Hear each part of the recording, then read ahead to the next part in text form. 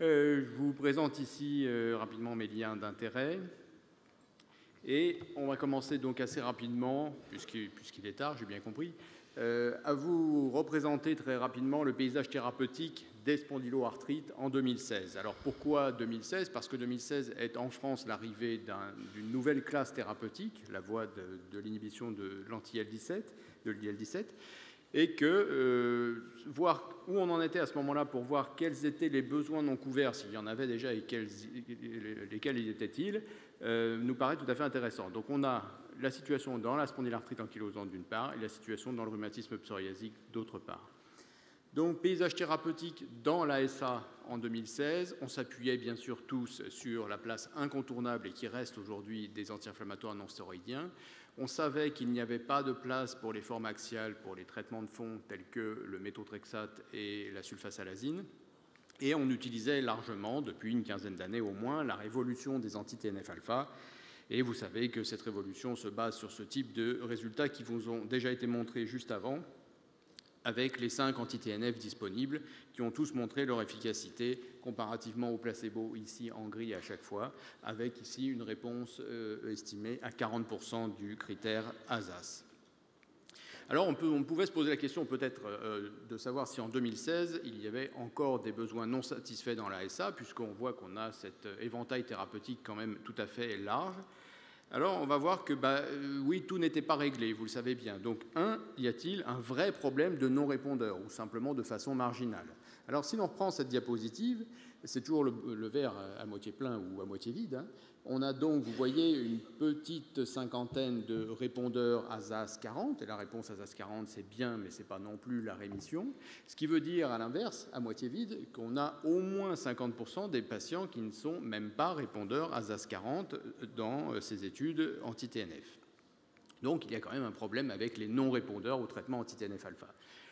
Les échappements, est-ce que ça peut être un vrai problème finalement, l'échappement à un anti-TNF? Alors vous savez, dans votre pratique quotidienne, vous connaissez ça, un patient qui est très bien sous anti-TNF et puis un jour il est un peu moins bien, puis un peu moins bien et à un moment donné on décide qu'ensemble il n'est plus répondeur, c'est un échappement.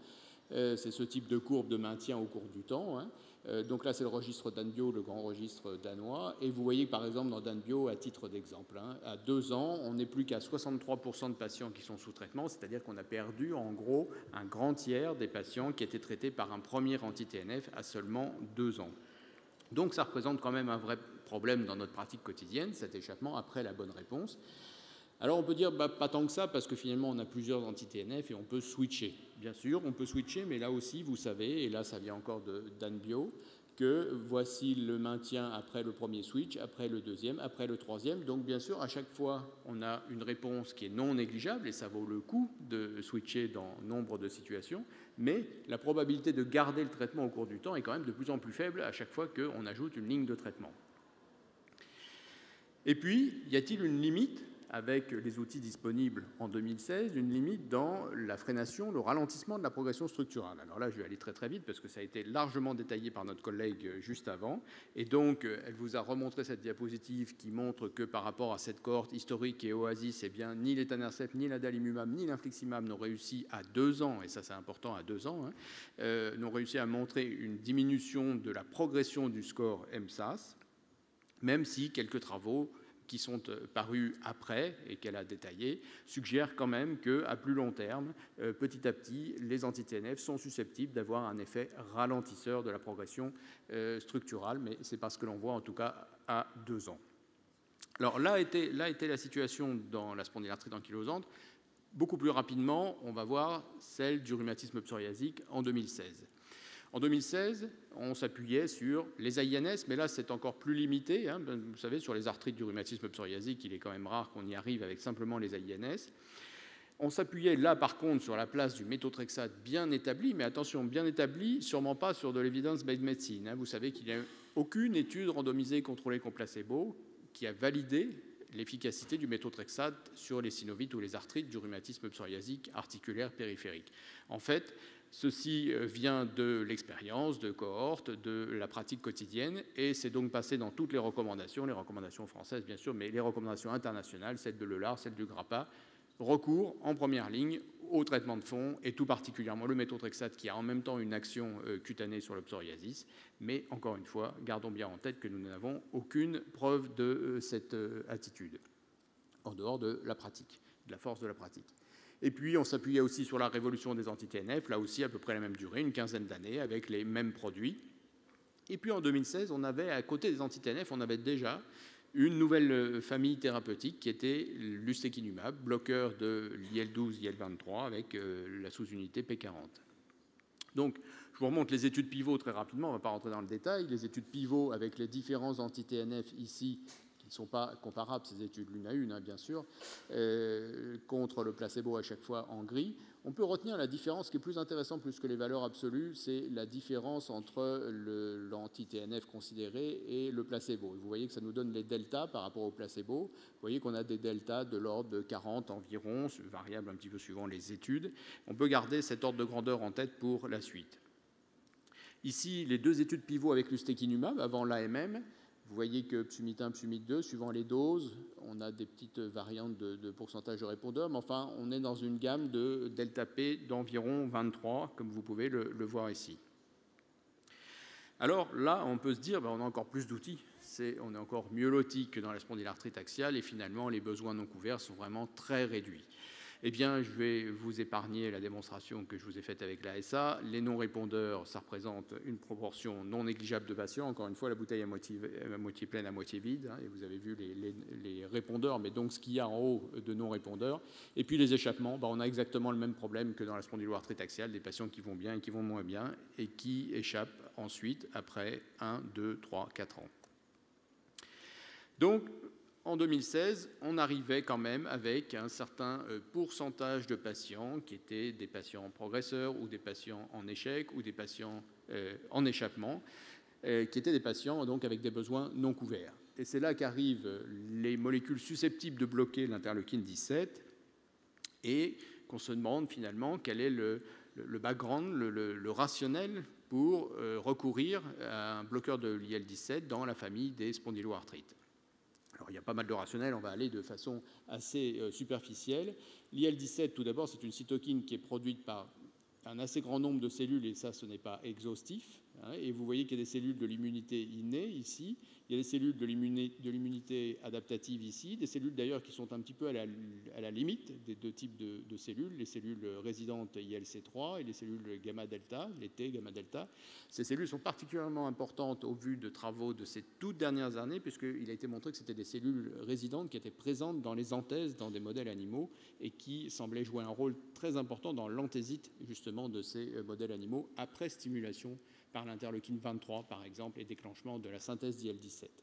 Alors, ces cellules sont capables de synthétiser l'IL-17, et l'IL-17 va exercer son effet pro-inflammatoire au sens large, en agissant sur de nombreuses cellules effectrices. Vous voyez des cellules de l'appareil locomoteur ici, hein, avec une production de molécules inflammatoires qui peut aboutir à de l'érosion osseuse, mais aussi de facteurs de stimulation osseuse aboutissant à de la prolifération osseuse. Mais d'autres types cellulaires, et on voit en particulier ici les kératinocytes, et on pense bien sûr au psoriasis, avec là aussi le déclenchement d'une cascade inflammatoire en aval sous l'action de l'IL-17. Alors peut-être particulièrement intéressant dans la physiopathogénie de la spondyloarthrite liée au B27, puisqu'il a été montré que le repliement des chaînes de B27 parmi les autres chaînes B était de moins bonne qualité, ce misfolding, comme on l'appelle, du B27, et que ce misfolding dans le macrophage était susceptible d'activer le stress du réticulum endoplasmique, qui aboutit, entre autres, le stress UPR, entre autres à la production d'interleukine 23. Et cette interleukine 23 est l'essentiel stimuleur des lymphocytes T H17 qui vont donc libérer de l'IL-17 qui va avoir ses effets effecteurs ensuite. Et ensuite, l'IL-17, une fois libérée, quand elle agit sur les cellules de l'appareil locomoteur, sans parler du reste, elle a un rôle important au niveau des anthèses, que ce soit les anthèses axiales ou les anthèses périphériques. On pense que c'est une cytokine clé, ou en tout cas très importante, dans l'anthésite, son initiation et sa pérennisation, aboutissant aussi aux lésions structurales que l'on observe, pouvant participer très largement aux érosions osseuses du rhumatisme psoriasique, par exemple, mais également à la production osseuse, que ce soit sur les doigts, quand on a l'ankylose d'une IPP ou d'une IPD, par exemple, ou que ce soit dans l'axe avec la production des syndesmophytes. Donc des concepts physiopathogéniques qui laissent penser un rôle très fort de l'interleukine 17 dans les spondyloarthrites axiales et le rhumatisme psoriasique articulaire périphérique. Donc l'IL-17, le premier anti-IL-17 qui poursuit son développement, a eu des études pivots dans la spondylarthrite ankylosante, des études pivots dans le rhumatisme psoriasique. Beaucoup de ces études se prolongent. Il y a des études en cours dans les spondyloarthrites axiales non radiographiques maintenant, c'est-à-dire pas la spondylarthrite ankylosante qu'on vous présente là, mais dans la forme non radiographique. Ces études sont en cours, on n'a pas les résultats. Bon, donc mesure 1, 2, 3, 4, on ne va pas dérouler tout ça bien entendu. Je vais surtout vous parler de mesure 2. Pourquoi ?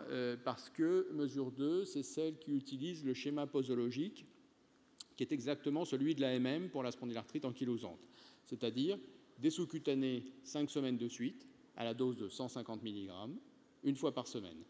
Et puis ensuite, on passe à un rythme d'injection de toutes les 4 semaines avec toujours ce dosage de 150 mg. Ici, il y avait un bras comparateur qui était à l'époque, ce qui était encore testé, qui a été abandonné depuis, le dosage à 75 mg, et puis bien sûr un bras placebo, avec une évaluation prévue à la semaine 16 en pourcentage de répondeurs à ZAS20, comme tous les autres biomédicaments développés avant dans les études pivots.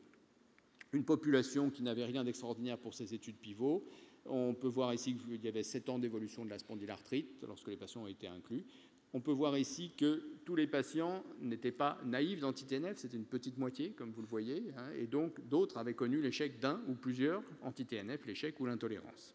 Et on verra les informations qu'on peut en tirer justement sur la réponse quand on est en première ligne de sécukinumab ou quand on est éventuellement après un ou deux anti-TNF.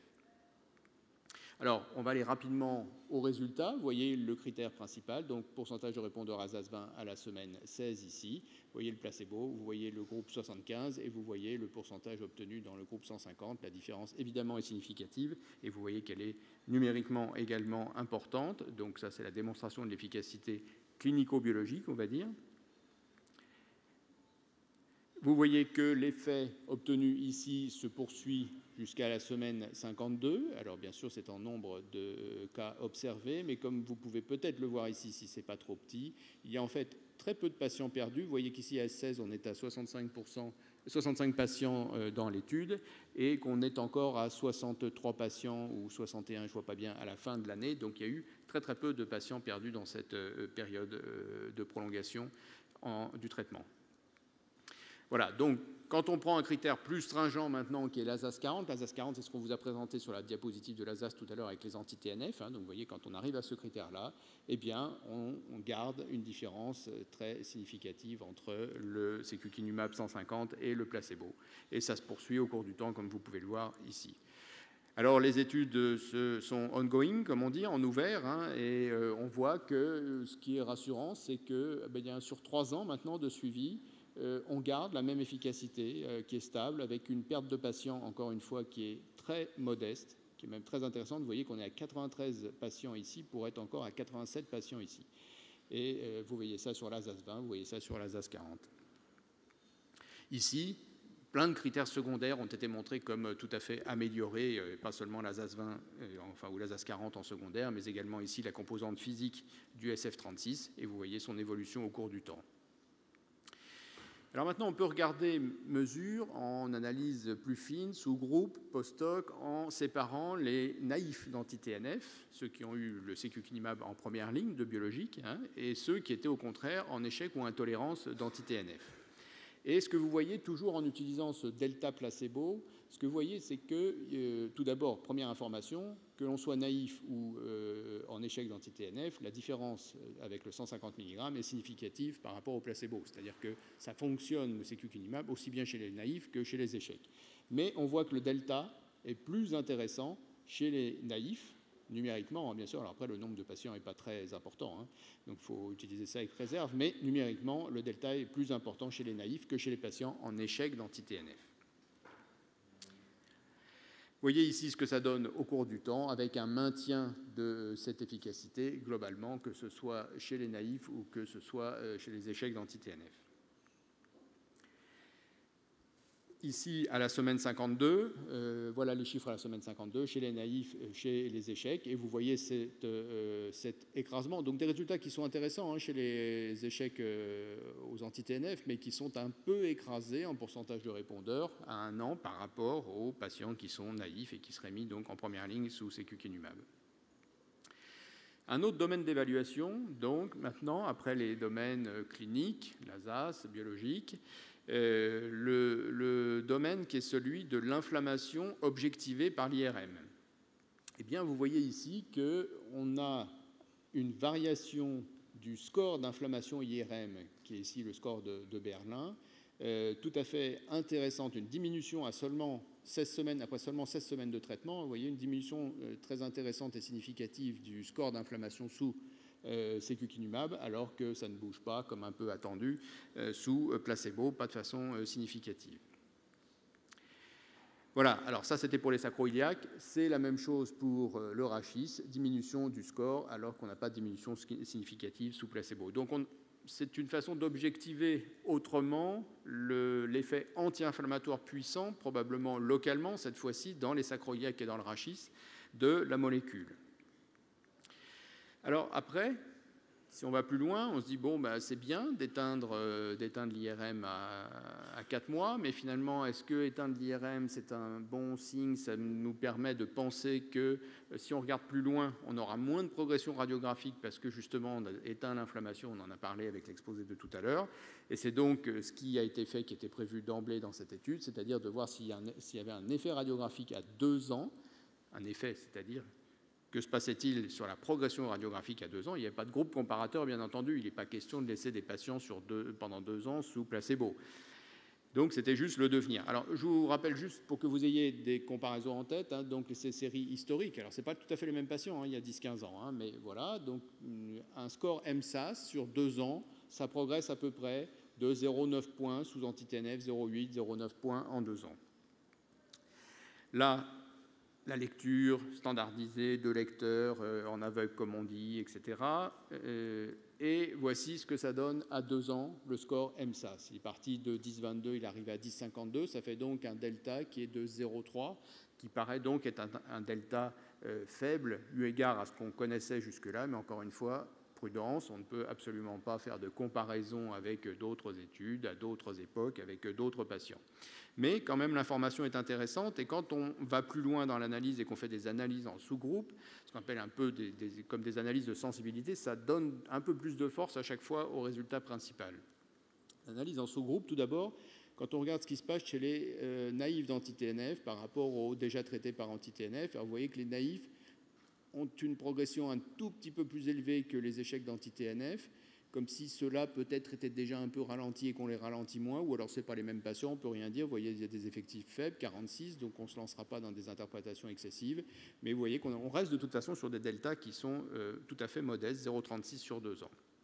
Cette diapositive vous a déjà été montrée, et elle met en évidence le fait que, vous voyez, ça décolle un petit peu pour seulement ces patients-là par rapport à toute la population, et ces patients-là, ça représente 20% des patients, donc les progresseurs qui sont ici, c'est seulement 20% des patients qui ont eu un MSAS qui a progressé, les autres n'ont pas progressé du tout, certains ont même régressé. On ne sait pas si c'est une erreur de mesure ou si la régression du score MSAS est réellement possible, mais en tout cas, c'est ce qui est apparu.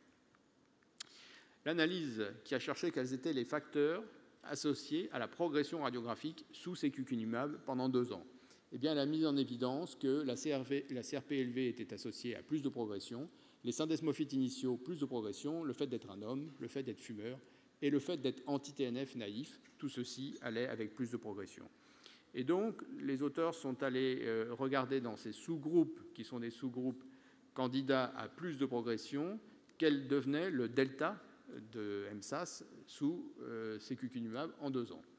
Voici les sous-groupes. Donc chez les hommes, donc plus enclin à la progression, un delta qui monte un peu effectivement, qui est proche de 0,4, mais qui reste qu'à 0,4. CRP élevé, on approche les 0,5, mais on est encore qu'à 0,5. Avec syndesmophyte à l'inclusion, on est à peine à 0,5.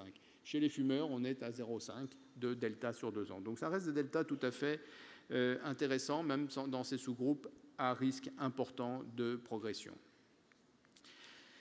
Je vais vous passer ceci.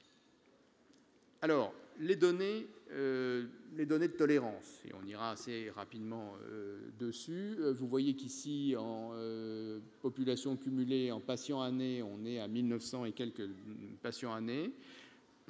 En ce qui concerne tout effet secondaire indésirable sérieux, on est à 6,3 pour 100 patients année. Et quand on regarde les plus fréquents événements indésirables, on tombe essentiellement sur des infections virales du tractus respiratoire supérieur, ce qui est d'une grande banalité. Les effets indésirables d'intérêt particulier, vous savez que on s'intéresse toujours évidemment aux événements infectieux avec les biomédicaments. Vous voyez que là, on est à 1,2 pour 100 patients année, ce qui nous fait un taux, on peut dire, très raisonnable d'infection sévère par rapport à ce qu'on connaît. Alors, on a un regard, vu le mécanisme d'action de l'IL-17, physiologiquement, on sait que probablement elle joue un rôle moins important dans la défense contre les pyogènes et dans la défense contre les germes opportunistes, que par contre, elle joue un rôle plus important contre certains parasites et les champignons en particulier. C'est pour ça que depuis le début sont surveillées les infections à candida. Il y a un petit peu plus d'infections à candida peut-être que ce qu'on pourrait attendre, mais ça a toujours été que des infections muqueuses qui n'ont pas nécessité l'arrêt du traitement et qui ont guéri donc avec poursuite du traitement, avec le traitement antifongique habituel, que ce soit buccal ou vaginal pour la plupart de ces infections cutanées quelquefois. Alors, ce qui est suivi également, ce sont les MICI, parce que vous savez que l'IL-17 était pensé comme une cytokine extrêmement délétère dans les MICI, et que donc un grand espoir thérapeutique était fondé sur les anti-IL-17 dans les MICI. Et les premiers essais thérapeutiques ont été finalement interrompus, parce que certes, une quantité importante de patients s'amélioraient comme attendu, mais d'autres s'aggravaient de façon impressionnante, et donc il a été décidé d'interrompre le développement du blocage de l'IL-17 dans les MICI. Et donc, on cherche chez nos patients, on surveille chez nos patients qui ont des spondylarthrites ankylosante, avec un lien, bien sûr, avec la MICI, 8 à 10% des patients. On surveille, bien entendu, l'éventuelle émergence ou résurgence d'une MICI. Vous voyez ici, c'est très difficile d'avoir des comparaisons par rapport à ce qui serait la population générale de spondylarthrite ankylosante suivie tant de temps, etc. Mais on est sur des chiffres qui paraissent de l'ordre de ce qui est attendu à 0,4, 0,2, 0,3% patients année. Voilà, ça c'était la partie développement dans la spondylarthrite. On va aller encore un peu plus vite sur la partie rhumatisme psoriasique. Et parmi le programme de développement avec plusieurs études, Futur 1, Futur 2, etc., et Futur 5, qui a été publié très récemment dans Annals of Rheumatic Disease, je vous parlerai de Futur 2, parce que Futur 2, encore une fois, c'est celle qui utilise essentiellement le schéma posologique ou les schémas posologiques qui ont l'AMM dans le rhumatisme psoriasique. Donc, deux possibilités, soit le dosage 150 mg en sous-cutané, comme dans la spondylarthrite ankylosante, soit le dosage 300 mg en sous-cutané, c'est-à-dire 2 injections à 150 mg à chaque fois, avec la même fréquence d'injection au début et à la fin. Le dosage à 300 mg est réservé aux patients qui ont un rhumatisme psoriasique qui se trouve être en échec du traitement anti-TNF, ou alors aux patients qui ont un rhumatisme psoriasique qui ont une composante psoriasis très importante, puisque vous savez que ce traitement a montré une efficacité supérieure à celle des anti-TNF-alpha sur la partie psoriasique pour le psoriasis sévère. Donc, on peut faire du 300 mg chez les patients en échec de traitement anti-TNF préalablement ou chez les patients qui ont un psoriasis vraiment impressionnant et chez lesquels on veut avoir le maximum d'efficacité. Et ça, c'est la dose 300 mg retenue pour le psoriasis peau. Et puis, bien sûr, le groupe placebo et le petit groupe 75 mg qui a été abandonné. Le critère principal d'évaluation était, comme dans toutes les études pivot rhumatisme psoriasique, était la réponse ACR20 chez des patients qui étaient tous articulaires périphériques et souvent d'ailleurs polyarthritiques, ce qui n'est pas toujours la présentation ou le phénotype des patients qu'on traite, je ne sais pas vous, mais bon, en tout cas dans ces études. Et donc, quand on se place ici à la semaine 24, en pourcentage de répondeurs ACR20, vous voyez que les deux groupes 300 et 150 mg sont très très proches et très loin, évidemment, du groupe placebo, avec une différence significative. Un groupe 75 mg qui, manifestement, n'a pas une efficacité suffisamment intéressante et qui a été abandonné. Voilà, ça c'est... Je vais passer sur celle-ci. Voilà. Alors, encore une fois... est-ce qu'on a des profils de réponse avec le sécukinumab dans le rhumatisme pso différents suivant le fait qu'on est en première ligne de sécu ou en échec d'anti-TNF? Eh bien, vous le voyez, chez les naïfs d'anti-TNF, on est dans les 60% en gros de répondeurs, contre environ 16% pour le placebo, alors que chez les échecs d'anti-TNF, lorsqu'on est en deuxième ligne au moins, eh bien, on est sur des valeurs de répondeurs qui sont bien moins importantes. Là aussi, ces patients ont été suivis, en particulier dans Futur 2, et là aussi, on voit que non seulement on perd peu de patients au cours du temps, mais là, vous n'avez pas les données, mais c'est ce qui est montré dans la publication, et on voit qu'on obtient un maintien du pourcentage de répondeurs ACR20 ici, mais là, en ACR50, réponse beaucoup plus intéressante, un peu plus tassée, bien entendu, mais qui se maintient très nettement au cours du temps, et tout particulièrement avec la dose 300 mg. Alors, pardon, là, erreur d'avancée. Voilà. Dans les critères secondaires dans le rhumatisme psoriasique, vous savez que ce qui est recommandé maintenant, que ce soit par le LAR ou par la Société française de rhumatologie et même par le GRAPPA, c'est d'avoir de plus en plus un objectif rémission, comme dans la polyarthrite rhumatoïde. Qu'est-ce que la rémission dans le rhumatisme psoriasique? Il y a encore de grands débats, mais tout le monde s'accorde, et c'est ce qui est publié sur le fait qu'il faut idéalement aucune manifestation musculo-squelettique et un silence à peu près des manifestations extra-rhumatologiques, en particulier du psoriasis. Dans les manifestations musculo-squelettiques, il faut donc non seulement avoir fait disparu les synovites, comme dans la polyarthrite rhumatoïde, mais spécificité du rhumatisme psoriasique, il faut aussi avoir fait disparu les dactylites et les anthésites. Eh bien, il faut donc s'intéresser à ce que ça donne sur les dactylites, et vous voyez ici la proportion de patients qui ont vu disparaître une dactylite qui était présente au départ. Vous voyez cette réponse tout à fait intéressante de cette proportion de patients et qui se maintient au cours du temps sous sécukinumab avec les deux doses, 300 et 150. Ici, les anthésites, la proportion de patients qui a une disparition de son anthésite présente au départ. Vous voyez là aussi un effet tout à fait intéressant sur l'anthèse inflammatoire et pas seulement sur les synovites.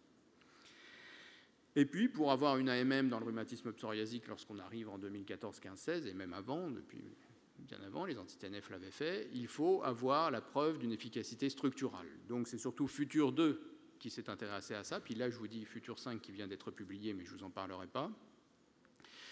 Futur 1, donc même schéma posologique, mais la dose d'induction est en IV, ce qui n'est pas le schéma qui a été retenu, où la dose d'induction est sous-cutanée, comme on l'a revu. Donc dans Futur 1, le critère principal clinique, là aussi, est positif, il est comme ce qu'on a vu tout à l'heure. Les critères secondaires sortent également, que ce soit la maladie cutanée, que ce soit les synovites, que ce soit le SF36 ou le HAQ. Mais on a également un effet structural qui est bien montré ici, avec, vous voyez, très peu de patients progresseurs, l'immense majorité restant dans ce groupe-là qui n'a pas progressé. Et ceci est tout particulièrement vrai pour la courbe 150 mg. La safety, je vous passerai brièvement parce que soit on rentre vraiment dans les détails et à ce moment-là, il vaut mieux avoir encore plus de données poolées qui sont plus intéressantes que étude par étude ou maladie par maladie.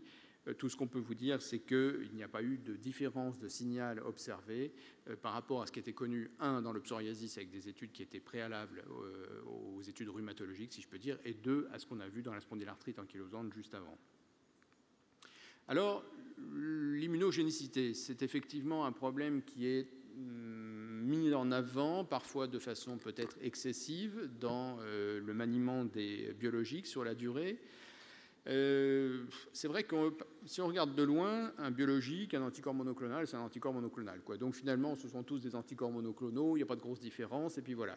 En fait, moléculairement parlant, il y a des différences qui sont tout à fait significatives. Est-ce que ça a un impact dans la pratique quotidienne? Ça, c'est ce qui reste à prouver, mais regardons bien, ce ne sont pas du tout les mêmes molécules. Alors, les deux anti-L17 directs qui sont là, le sécukinumab et l'ixekizumab dont on dispose en France également, l'autre molécule anti-L17, bien l'ixekizumab est une IgG4, alors que c'est une IgG1 pour le sécu. D'ailleurs, en général, ce sont des IgG1, et là, c'est une 4. D'une part, et d'autre part, c'est un anticorps monoclonal humanisé et non pas un anticorps monoclonal complètement humain comme le sécukinumab. Donc, ce n'est pas tout à fait la même molécule, indiscutablement. Le brodalumab, qui est en développement très avancé aussi, hein, vous le savez, lui est un anti-IL-17, mais qui fonctionne différemment, puisque c'est un monoclonal dirigé contre le récepteur de l'interleukine 17, et non pas contre l'interleukine 17. Et vous voyez que lui, c'est une IgG1 humaine. L'adalimumab, c'était IgG1 humaine. L'Usteki, c'est IgG1 et humaine également. Donc on est sur des molécules un peu différentes. Est-ce que ceci, ça peut avoir un impact? Probablement. En ce qui concerne l'immunogénicité, on sait que beaucoup de facteurs vont induire ou favoriser l'immunogénicité, c'est-à-dire l'apparition d'anticorps anti-molécules, anti-médicaments, en particulier les voies d'administration, les doses, etc. Tout ça, ça peut jouer. Aussi des facteurs qui sont liés à l'individu lui-même, au patient considéré. Quel est l'impact de cette immunogénicité? Alors, on ne sait pas tout, mais il a quand même été montré de façon assez répétée que l'apparition d'anticorps anti-médicaments s'accompagne d'une part d'une diminution des taux sériques du médicament. Donc, vous voyez, ceux qui n'ont pas d'ADA, les antidrogues antibodies, ceux qui n'ont pas d'ADA, n'ont pas d'anticorps, ont des taux sériques qui sont beaucoup plus importants que ceux qui ont des taux moyens, qui sont eux-mêmes plus importants que ceux qui ont des taux élevés d'anticorps. Et ça, c'est associé, là vous voyez peut-être pas bien, mais on a l'effectif de patients au départ et l'effectif de patients à 2 ans. Et en gros, on a perdu la moitié des patients chez ceux qui n'ont pas vu apparaître d'anticorps antimédicaments. Quand on est chez ceux qui ont des taux moyens, on a vu disparaître, on a gardé 1/3 des patients. Et quand on est chez ceux qui ont des anticorps élevés, eh bien, on est plutôt sur 1/4 seulement de patients qui sont encore traités, c'est-à-dire que ça semble être un facteur quand même associé au maintien thérapeutique.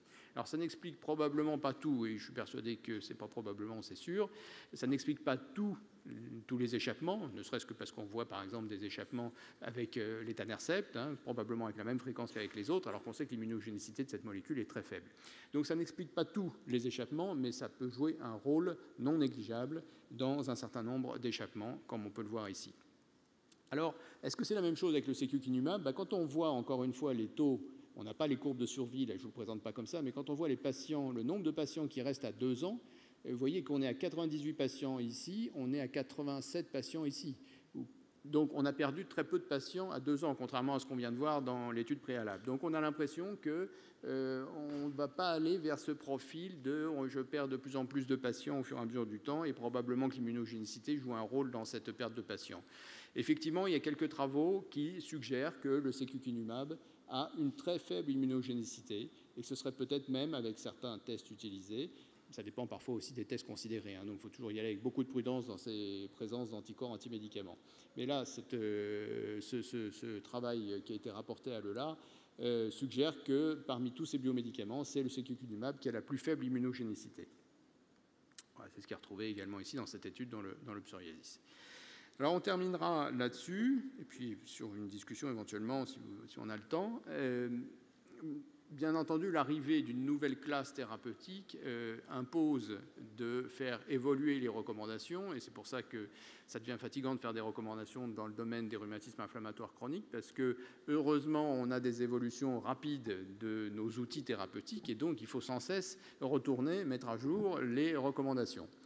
Alors, il y a eu, vous le savez, les recommandations de la Société française de rhumatologie de prise en charge des spondyloarthrites au sens large, qui ont été mises à jour là cette année. L'article vient de sortir d'ailleurs dans John Bone Spine, mais ça a été présenté à la Société française de rhumatologie en décembre 2017, présenté par Daniel Wendling. Et bien entendu, ça intègre maintenant la place des anti-IL-17, pardon. Il y a eu les recommandations EULAR qui ont été mises à jour aussi très récemment, à la fois spondyloarthrite axiale et un autre article, rhumatisme psoriasique, dans les 2 dernières années. Il y a eu les recommandations du GRAPPA. Je ne vous les présenterai pas toutes. Les recommandations du GRAPPA, elles sont évidemment focalisées sur le rhumatisme pso et pas sur l'ASA. Alors, on a vu arriver donc de nouveaux outils par rapport à ce qu'on connaissait. Je vous représente très brièvement les études pivots de ces 3 nouveaux outils. Donc, Psumit dans le rhumatisme pso, Futur 2 également, et ici une petite molécule qui est la prémilaste que vous connaissez également. Vous vous rappelez peut-être un petit peu des delta P que nous avons vus tout à l'heure. Je vous laisse revoir ici. Ça impacte évidemment quand on fait des recommandations, ça impacte un petit peu le choix, avec évidemment aussi les données de safety et d'autres choses à prendre en compte. Alors voici le résumé des nouvelles recommandations françaises de la Société française de rhumatologie. Très brièvement, c'est la spondyloarthrite au sens large. Donc soit elle est axiale de façon prédominante dans son phénotype, soit elle est articulaire périphérique. Et donc dans le articulaire périphérique, quand il y a du psoriasis, c'est là où on trouve nos rhumatismes psoriasiques pour simplifier. Alors, lorsque la maladie est active malgré les AINS et malgré éventuellement des infiltrations, c'est surtout pour les formes périphériques, les infiltrations, mais ça peut être éventuellement des anthésites associées, eh bien, lorsque la forme est axiale, on est autorisé à considérer un biomédicament, un anti-TNF-alpha ou un anti-IL-17, avec l'astérisque qui dit qu'actuellement, c'est plutôt encore un anti-TNF-alpha en première intention du fait de la force de l'habitude et de l'expérience, et non pas sur des données basées sur la littérature. En cas d'échec de ce premier biomédicament anti-TNF ou anti-IL-17, eh bien, on est autorisé à considérer soit un deuxième anti-TNF, mais ça ne paraît pas le plus adapté si on a eu un échec primaire, ça peut se discuter si c'est un échappement très long, très tardif, soit à passer à l'anti-IL-17 si on était un anti-TNF, ou à passer à l'anti-TNF si on était à l'anti-IL-17. Donc le switch en deuxième intention, et éventuellement en troisième, après on continue, on fait avec le panel dont on dispose. Dans les formes articulaires périphériques, eh bien, on passe par le traitement de fond. Et donc, c'est ce qu'on a vu tout à l'heure avec le méthotrexate. Il est tout à fait pertinent d'essayer le méthotrexate, voire la sulfasalazine, voire le léflunomide. Mais s'il y a du pso de façon significative, c'est le méthotrexate qui aura la préférence. Il est tout à fait justifié d'essayer le méthotrexate à ce stade. On l'essaye comme dans la polyarthrite rhumatoïde, en essayant d'optimiser le plus rapidement possible. Et si on a un contrôle complet, il faut être exigeant dans le rhumatisme psoriasique qui n'est pas trop ancien, si on a un contrôle complet articulaire, dactylitique, anthésitique d'un point de vue rhumatologique et biologique, et une non-progression structurale, on peut rester bien entendu avec ce traitement par méthotrexate en monothérapie. En cas d'échec du méthotrexate qu'on ne fera pas trop traîner, eh bien, il faut considérer un biomédicament dans la plupart des formes, et ce biomédicament sera soit l'anti-TNF, soit l'anti-IL-17, soit l'anti-IL-12-23. Et là encore, pour le moment, la préférence va le plus souvent, sauf cas particulier, vers l'anti-TNF du fait de la force de l'expérience. Mais les choses sont amenées à changer probablement très rapidement, puisque la force de l'expérience, elle s'inverse avec un peu de temps, bien entendu. Et ensuite, en cas d'échec de ce premier biomédicament, c'est le switch pour un deuxième. Et là, on a 3 classes, donc les combinaisons sont encore bien plus importantes que ce qu'on a vu pour la spondylarthrite. Très rapidement, d'autres types de recommandations. Ici, c'est une sorte de résumé par Jeroen Zipper dans le Lancet, qui est une sorte de résumé à la fois des recommandations américaines ACR et des recommandations ASAS-EULAR, qui globalement disent à peu près la même chose que ce qu'on vient de voir. On ne va pas les reprendre en détail. Pour les manifestations axiales, les AINS et puis la kiné, etc. En cas d'échec, le TNF-alpha ou l'anti-IL-17. Pour les manifestations articulaires périphériques, les AINS, le non médicamenteux, les stéroïdes locaux si c'est adapté à une infiltration, bien sûr, le traitement de fond, sulfasalazine ou méthotrexate. En cas d'échec, l'anti-TNF ou l'anti-IL-17. Là, il n'a pas été inclus dans ce résumé, l'anti-IL-12-23. Voilà, écoutez, on va s'arrêter là et je peux répondre à certaines de vos questions si vous le souhaitez. Je vous remercie. Merci, Dr Claude Pierre, pour cet exposé extrêmement clair et extrêmement large. Est-ce qu'il y a des questions dans la salle? Non. J'en pose à Dr Nketsi. Oui, merci pour votre conférence, très intéressante. Je voulais simplement vous demander au sujet des uvéites, parce qu'il y a eu des essais d'uvéites au tout début, voilà, avec le Sécu. Je voulais avoir votre impression par votre pratique, et puis bien entendu les données, si vous voulez bien. Alors oui, très intéressante question, ce problème des uvéites. Effectivement, le sécukinumab est apparu dès le début comme une molécule intéressante dans les uvéites du B7 en particulier, où l'interleukine 17, d'un point de vue physiopathogénique, semble très impliqué, et il y a des résultats encourageants. Je ne dirais pas qu'il y a une preuve d'efficacité, mais il y a des résultats encourageants sur l'uvéite du B7. Mais bien sûr, l'uvéite du B7 n'est pas l'uvéite antérieure de la spondyloarthrite, et donc il ne faut pas aller trop vite en extrapolant. Néanmoins, pour l'instant, en prenant dans l'autre sens, c'est-à-dire qu'on ne peut pas prouver que ça a eu une efficacité, même s'il est tout à fait possible que c'en ait une. À l'inverse, est-ce qu'au moins, pour l'instant, on a des données très rassurantes sur le fait que ça ne fait pas flamber des uvéites, que ça ne fait pas apparaître des uvéites, etc. Eh bien oui, les données dont on dispose jusque-là sont très rassurantes de ce point de vue-là. Très très peu de cas d'uvéites, de poussée d'uvéites dans tous les essais, voilà, exactement. Et il y a eu un seul cas vraiment de novo indiscutable, ce qui paraît tout à fait attendu. Enfin, l'expérience qu'on avait avec les anti-TNF, alors qu'on sait que les anti-TNF diminuent la fréquence des uvéites chez des patients qui ont déjà eu des uvéites, mais on a tous vu aussi sous anti-TNF des patients sortir quand même une uvéite. Hein. Les anti-TNF n'ont jamais empêché toute expression d'uvéite. Donc là, on est sur des données qui, en tout cas, sont pour le moins très rassurantes vis-à-vis des uvéites. D'autres questions? Sinon, j'en poserai une peut-être. J'ai cru comprendre sur une des plaques que l'anti-IL-17 serait plus actif sur la progression, sur le retard de progression des syndesmophytes chez les malades non naïfs, non naïfs d'anti-TNF. Est-ce que cela n'emmène pas à le placer en deuxième position pour vraiment agir sur la progression des syndesmophytes? Alors, oui, c'est très compliqué ça. Je crois que vraiment, on ne peut pas faire dire trop de choses à ces chiffres. D'abord, ce n'est pas une étude comparative, c'est juste du descriptif de ce qui se passe sous sécu pendant 2 ans. On observe des résultats qui sont intéressants en termes de delta MSAS, puisqu'on ne les connaissait pas auparavant, mais encore une fois, on ne peut pas extrapoler du tout. Et on n'a pas ce que l'on avait avec les anti-TNF, c'est-à-dire des comparaisons avec une cohorte historique qui était la cohorte Oasis, qui faisait une espèce de groupe placebo, en quelque sorte. Là, pour l'instant, on n'a pas ça, donc il faut rester extrêmement prudent. Quand on rentre dans les sous-groupes ensuite, on tombe sur des effectifs qui sont encore bien plus faibles, et donc je crois qu'on ne peut vraiment pas faire dire grand-chose à ces toutes petites différences de delta MSAS que vous avez observées effectivement. Après, conceptuellement, mais là, on est dans le concept, hein, je dirais, ce n'est pas de la science.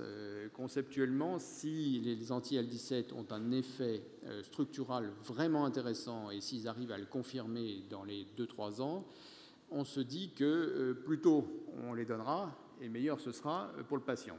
Si. Et c'est conceptuel. Merci encore une fois, professeur Claude Pierre. Merci à vous.